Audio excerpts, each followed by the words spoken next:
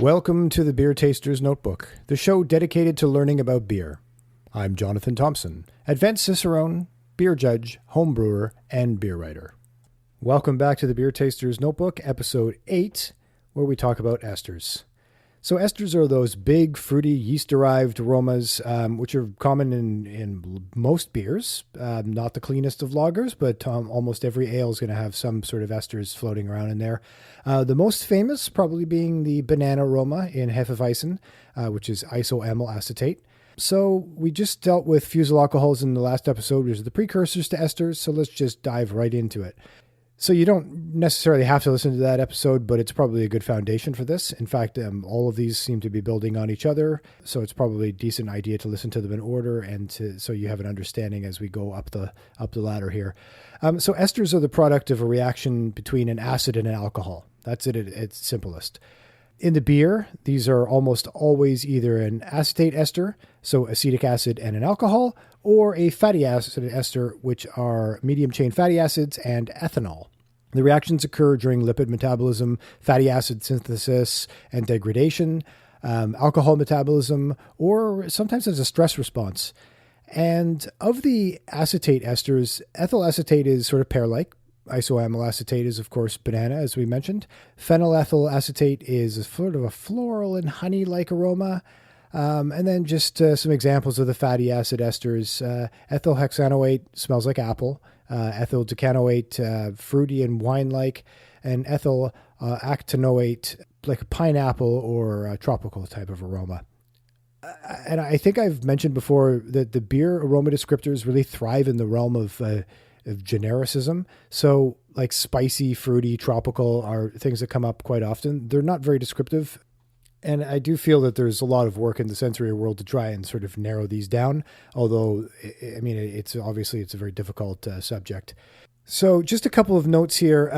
The acetate esters diffuse rapidly into the beer, whereas the fatty acid esters are a little bit slower in that rate of diffusion. And that rate decreases as the chain length of the fatty acid substrate increases. Right. So you might have guessed that the prefixes of the acid fraction indicates the number of carbons in the chain, which is correct. So ethyl hexanoate is the marriage of ethanol and hexanoic acid, also called caproic acid, just to keep everything confusing. Hex means 6, so it stands to reason that there would be 6 carbons. This is also correct. Oct means 8, et cetera, et cetera.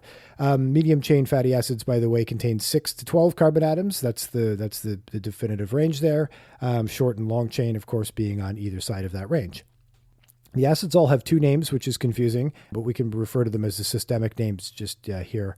And also, luckily, from hex to dodeca, we're consistent and covered. So just as a side note, the nomenclature of alkanes and alkenes in organic chemistry have the first 4, meth, eth, prop, and bute for 1, 2, 3, and 4 carbons, and then it proceeds to switch to Greek, pent, hex, hept, oct, etc. There's a reason for this inconsistency, but it's also confusing regardless of how logical or regardless of how sound the reasoning may be. Let's just put it that way. Okay, so I'm getting way off track here. Where was I? All right. Okay, so the more carbon atoms, the longer the chain, the slower the diffusion. Cool. And just like what we discussed with fusel alcohols, the yeast have 2 major pathways to ester formation. Path 1 produces acetate esters, and path 2 produces fatty acid esters. So with the acetate esters, an alcohol reacts with an acetic acid. So we've established that already.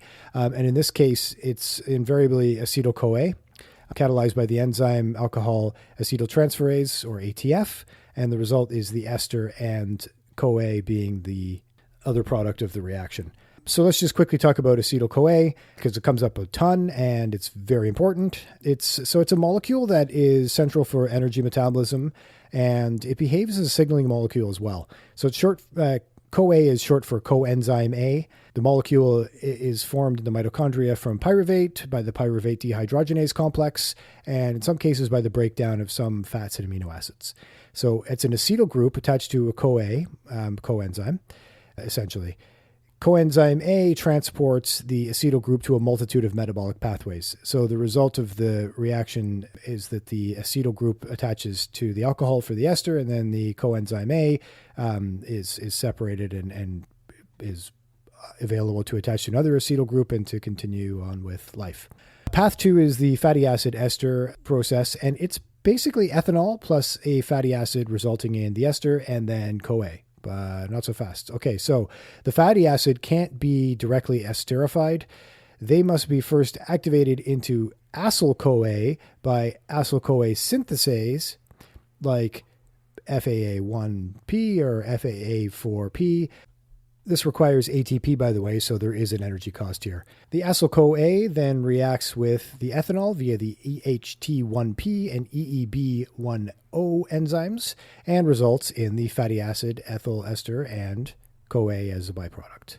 So, of course, the substrate levels here are very important. For the acetate esters, the concentrations of both the fusel alcohol and the acetyl-CoA are obviously important, but gene expression seems to be more important in this instance. So, yeast that overexpresses ATF1, which is the gene that codes for alcohol transferase enzymes, produces significantly more ethyl acetate than isoamyl acetate, up to 30 and 180 times, respectively, according to a 2003 study. You can email me at the beertastersnotebook@gmail.com if you want to read that study.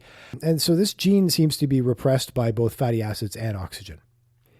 It also appears that this gene is also regulated by certain protein kinases, but now we're getting a little bit far into Wonderland, so I'll just dial it back a little bit here. Of equal interest, at least to me, is that there are a group of enzymes called esterases, which are a broad group of hydrolase enzymes that cleave esters back into their components, and those can affect the final levels in the beer. So the gene IAH1 codes for LAH1P, which is the main enzyme responsible for the splitting of the esters.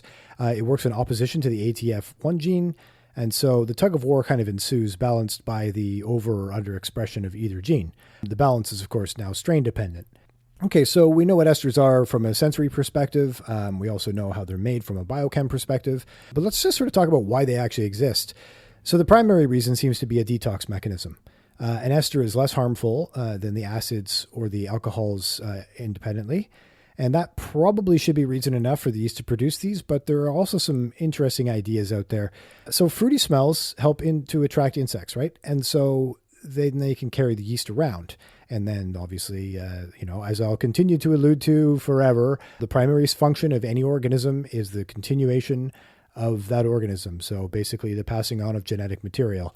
There's a slew of other intermediates like survival via nutrition, maintaining homeostasis, avoiding death, but these are really all just supporting the main goal. Anyway, so consciousness, as humans understand it, sort of throws a curveball at this, right? So binge watching Breaking Bad or listening to this podcast contribute little to reproduction, but obviously they make our lives more interesting. So just a few add-ons here. So esters can be used in cheap perfumes. This is not ideal though. So remember we talked about the esterases. So if you have an ester on your skin, let's say, right, and it heats up, right, so now there's a reaction might be starting, and then some water comes in, and it undergoes hydrolysis and splits it back to its original components of an acid and alcohol. Let's think about a particular ester called ethyl butyrate, which smells like pineapple, which is quite nice. I mean, I don't know if anyone really goes around wearing pineapple perfume, but I'm sure they do.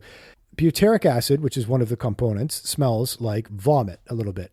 Actually, you know what? That shelf-stable, like fake Parmesan cheese that is the subject of much controversy is rich with butyric acid. So you might be someone who wishes this on their pasta, but I don't think you probably want your neck smelling like it. Isoamyl acetate is the alarm pheromone in honeybee venom. It signals other bees to attack in kind of like a battle cry. So I'm pretty sure you don't want that either. Hopefully this doesn't deter anyone from enjoying a Hefeweizen in a flower garden, but you certainly don't want to be wearing perfume that's made from an ester that is also perhaps signaling bees to, attack. So I think to really experience esters, you need to experience the beer. Bavarian Hefeweizen, aka Weissbier, aka Weizen, that's a classic. So isoamyl acetate dominates that bouquet along with the clove-like phenol 4-vinyl guaiacol. I guess I should warn you that the balance varies from brewery to brewery. Actually, on the website, beertastersnotebook.com, there is a guide to at least what's available in my jurisdiction of Bavarian Weissbiers, and it just gives some guidance as to what the flavor profiles and aroma profiles are in those, because some of them are quite heavy in the banana and some are quite heavy in the clove, with the banana almost being absent. Anyway, so sort of moving on. So many English beers also express a lot of fruity esters, mostly in the apple and pear ethyl acetate domain, and a little bit of phenylethyl acetate as well, that rose type of aroma. Belgian ales, of course, are the big guns when it comes to pretty much any yeast-derived flavors and aromas. So if you can get some Westmalle Extra, that's actually a really good one. So serve it above 7 degrees Celsius and give it some real nose time, swirling it around the glass and really sniffing it. I mean, it's an absolute bomb. And it smells like the ABV should be way higher. I mean, there's a bunch of esters and fusels and phenols in there, and it's like 4.8%. It's wild. Of course, lagers, on the other hand, should have little to no ester expression. American ales tend to be cleaner ferments and are often dominated by massive hop charges anyways. So to really get to know the esters, stick with the British and Belgian beers, spend a lot of time with them. They're wonderful aroma molecules, and they can take a little bit of time to start parsing out and identifying as sort of individuals. And of course, the combinations of them are going to make their own sort of aroma profiles and images in your mind. But yeah, I think that's going to be where we're going to leave it today on esters. We'll talk about phenols next time just to tie it all together. Until then, stay thirsty and stay curious.